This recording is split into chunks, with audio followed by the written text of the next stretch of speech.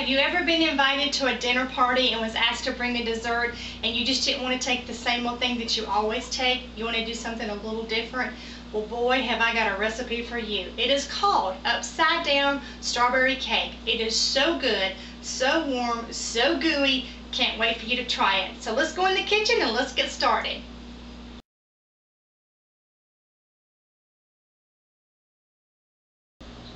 What I have here is a 10-inch springform pan that I've put a piece of aluminum foil around the base of it and just scrunched it up around the sides. This is just in case we have anything that wants to seep out when we put this into the oven. So just help keep your oven clean. What I'm going to do now before we get started is I'm going to lightly spray the inside of my pan here with just a cooking spray. This is just to help make sure that our cake does come out of the oven when it comes out. Okay, I have melted here 2 tablespoons of butter. I'm just going to pour in here, and then we're going to lightly coat our pan with it. Okay. All right, and here I have brown sugar. I have a ½ cup of brown sugar that I'm just going to pour in there.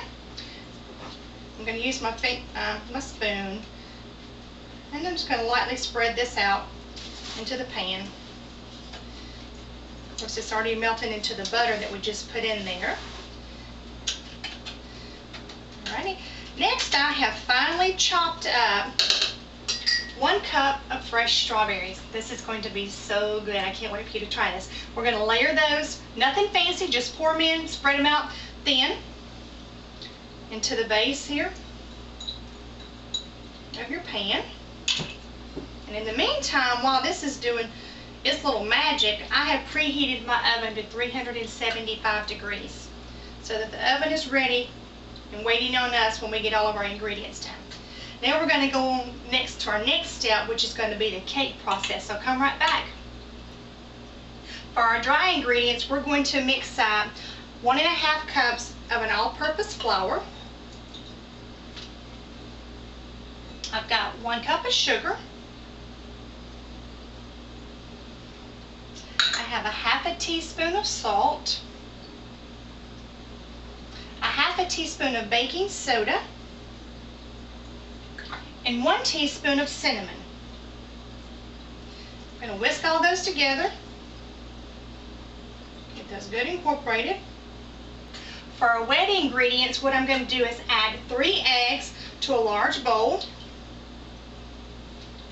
Next, I'm going to add 3/4 of a cup of a vegetable oil. This is going to make it light and fluffy, the cake.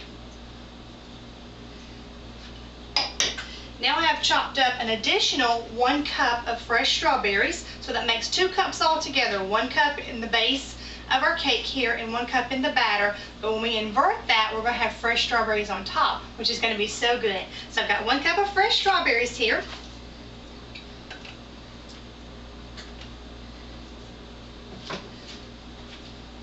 Now, what's going to make this over-the-top delicious? This is our Philadelphia cream cheese, the strawberry flavor. I'm going to use 4 ounces in my cake batter, and we're going to reserve the other 4 ounces as a cream cheese topping that we can put on top and drizzle on it when it comes out of the oven warm. So good. So we're going to use 4 ounces of our strawberry flavored cream cheese. Strawberries, strawberries. I bet your guests, when you get to this dinner party, they're going to think, I've never had strawberry bread. I've never heard of that. I have to say, let me tell you the story about how I got this recipe. I work for an attorney. I'm a paralegal in the legal field. Been in it for about 20 years now. And the attorney that I work for, I've been employed with him for about 20 years. I'm sorry, about 12 years. Sorry. He is a wonderful chef. He can cook anything. I call him my gourmet chef. So needless to say, we look in recipe books as much as we look in law books.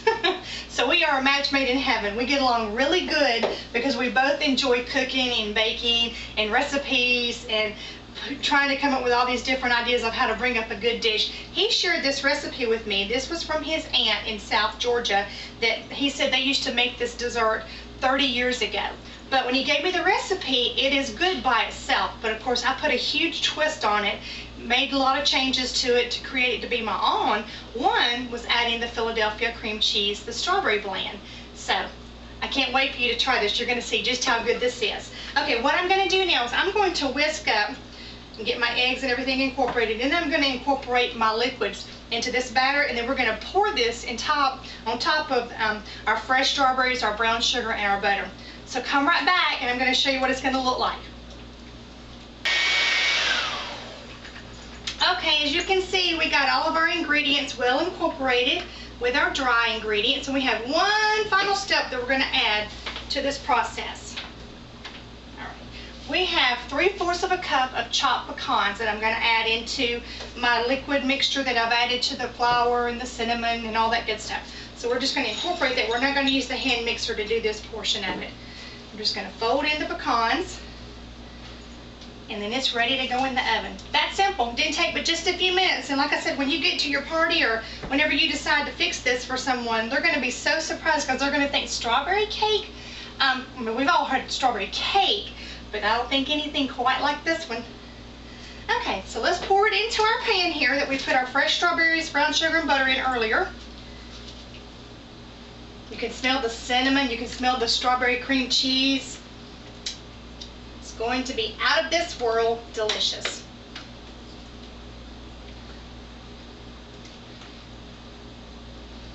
Okay. Just spread that out really good. Okay. We're going to put this in a 375-degree oven that's already preheated for us. We're going to check this after about 30 minutes. Do a taste test with just a toothpick to see if the center comes out clean.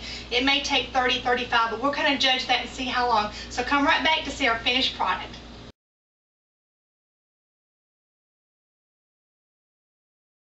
Our cake is now out of the oven. It took about 40 minutes for it to test completely done for me. So now I'm just letting it sit here and cool down. While it's cooling down, we're going to mix up our cream cheese strawberry topping that we can drizzle on top of it when we cut into it. Yummy, yummy, yummy. Okay, we're going to use the remaining 4 ounces of our Philadelphia strawberry cream cheese. I have already melted in the microwave for about 10 seconds. 2 tablespoons of butter. I've got 1 cup of powdered sugar here. We're going to pour in there.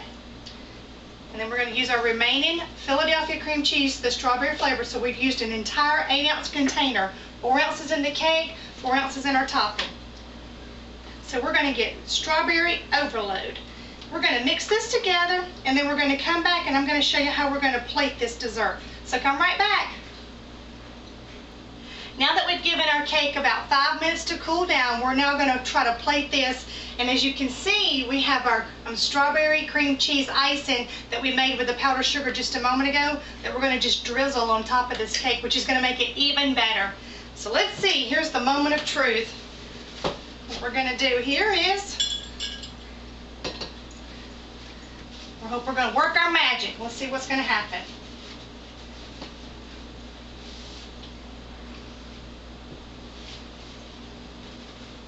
Let's see if it's going to fall out for us.